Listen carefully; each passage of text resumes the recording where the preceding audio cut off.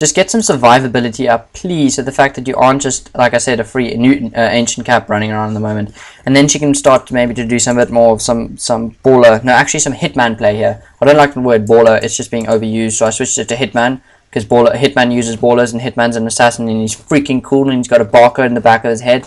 So don't you dare insult that, because yeah, hitman play is just the way to go now. So if this Crystal Maiden gets up some more farm, she can be used, and she's not basically just meat on wheels for the rest of the team. And that does allow her to pull off her ultimate quite effectively, pull off some of your spells, you know, doing some more traps, etc, etc. Here we do see Clockwork going down. What's happening over here? Potom is going to go down here. Super cool swap. Lich's ulti, like trace a bullet following it here, then a hook onto him by the Clockwork Goblin, catching the Potom healing himself up, and then Potom actually going down to the Clockwork, but then this Nevermore just running in, picking up a double kill, ultimate going off. We do see Earthshaker has picked up his Agar Stick like I said he'd be going for, and MKB has been finished on this Nevermore, and that is pretty much GG.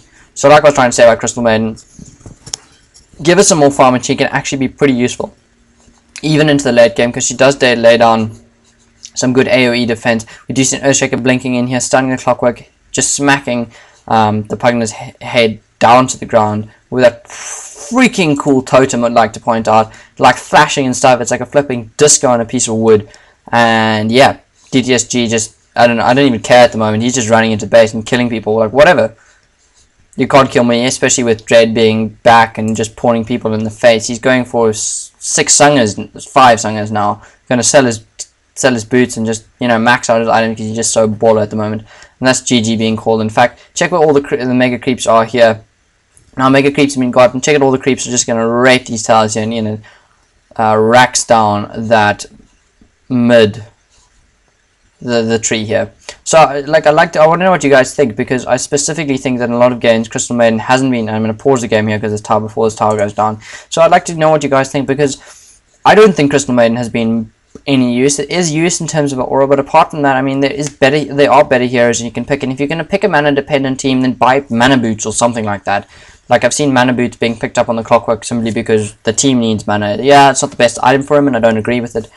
But, like, don't throw away a free hero just because you want a Crystal Maiden for aura. You know, play an effective Crystal Maiden, play her as a hero, don't play her as a free moving fountain around the map, or global fountain for mana. Like, I don't know, I just seem to feel that whenever I see a Crystal Maiden in a game, she's always feeding, she's never helping out, and her team really wins the game here.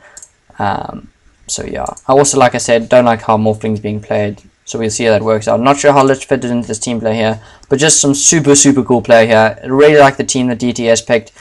I'm not so sure that they're back. Maybe Dread is back. I'm not so sure that DTS is back, but I mean, seeing the fact that we see an Agar Stick on Earthshaker is pretty baller in the first place. The fact that Vengeful Spirit has got a Vanguard and Strength Trades and a Hood and all this sort of cool stuff, and the fact that your Clockwork has pretty much got the same items as a Vengeful Spirit and a Clockwork Solar Mid is pretty indicative of what happened in this game. And so that being said, I would have liked to see a Diffusal Blade on this Morphling. Yeah, that's pretty much the summary of my game. I'd like to see a Diffusal Blade on the Morphling, because Dread is such a baller and insane player. The fact that he can cancel Lich's ultis by putting on Repel in a fraction of a second, and he's got like 5 hands because he can micro so freaking well, is pretty impressive. So yeah, well played by DTS.